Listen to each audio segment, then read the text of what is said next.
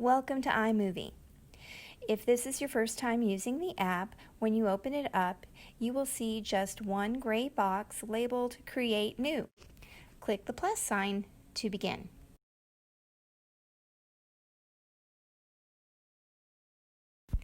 Select Movie, and this will take you out of your project gallery to your editing features.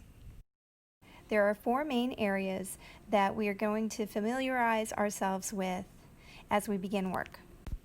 The first area at the top left under the heading Project Media is where we will go to collect video and audio pieces to include in our project.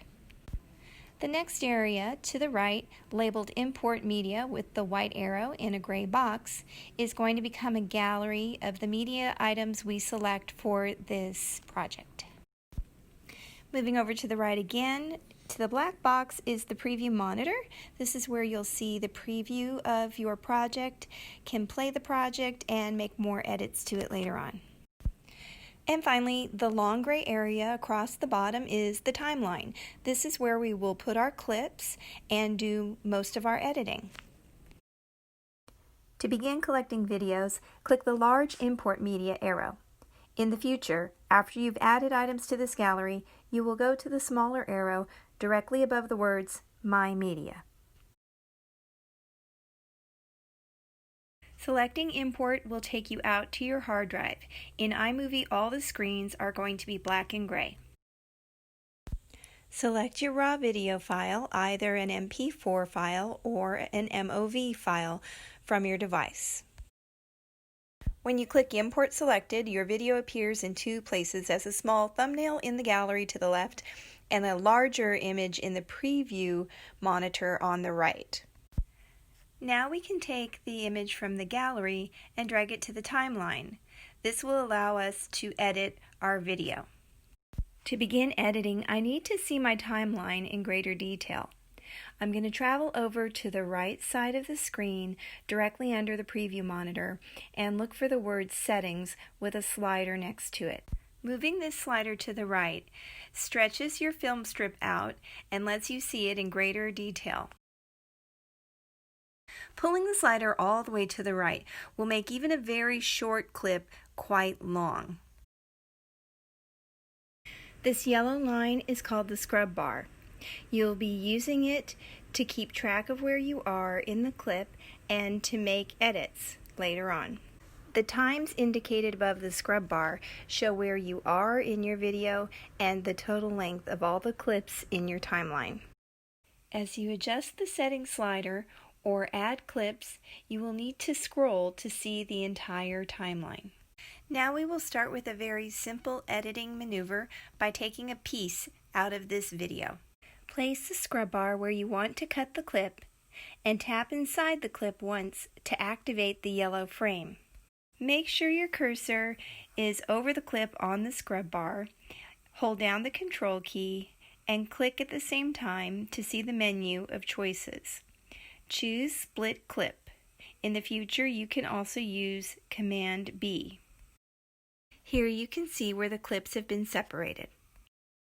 Now I'll move to a new spot and repeat those steps. So now we have clip number 1, clip number 2, and clip number 3. As you move the scrub bar over each clip, you'll see the time displayed for that clip in the top left corner. Once you've split your film strip into clips, you can remove any portion you want by selecting it and hitting a delete key. When you want to preview your video, make sure you move the scrub bar back to the beginning of your film strip in the timeline, then select Play under the preview monitor. Another way to move the scrub bar around while you are editing is to use the fast forward and rewind buttons that are under the preview monitor. Moving the scrub bar this way allows it to hop from one clip to the next, whether it's video or audio. Next, we'll add an introductory title to this video. To find a title, go above the Media Import area and select the Titles tab at the top. There are many different styles to choose from. To choose a title, click on the one you like and drag it to the top of the timeline. Initially, the title box is very small, but you can enlarge it. Hover over the right edge of the small box, and when the double-headed arrow appears, click and pull the right-hand side of the box out to the right. This will reveal the timing and the title. Stretching this box lengthens the amount of time that your title will appear. Now we're going to go over to the preview area to customize the text that we want for our title. Simply highlight the words title text here and replace them with your desired title. Using the tools above the preview monitor, you can make adjustments to your title, such as font, size, orientation, and color. You can preview your title by moving your scrub bar back to the left and selecting play in the preview monitor. When you're finished, you'll finalize your file by selecting the share icon in the top right corner. Here you'll be presented with 6 choices. We'll be choosing File and sharing this video to our device. Using File will allow you to upload your video anywhere you choose in the future. When the File menu pops up, replace the words iMovie with a name that you prefer and click Next.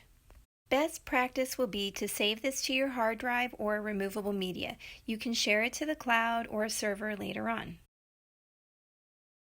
If you look up here in the top right corner, you will see that this empty circle has appeared. This is going to show you the progress of your file. This will take quite a bit of time, longer for a longer video. Be patient. Allow time at the end to walk away from your device if necessary, while you allow the share process to complete. This particular video had a play time of 2 minutes and 22 seconds, but took 3 minutes and 7 seconds to save completely. When your video is ready, you will get the message, Share Successful. Now your project will appear in its complete, edited form on your device or jump drive. It's ready to share and upload anywhere you wish.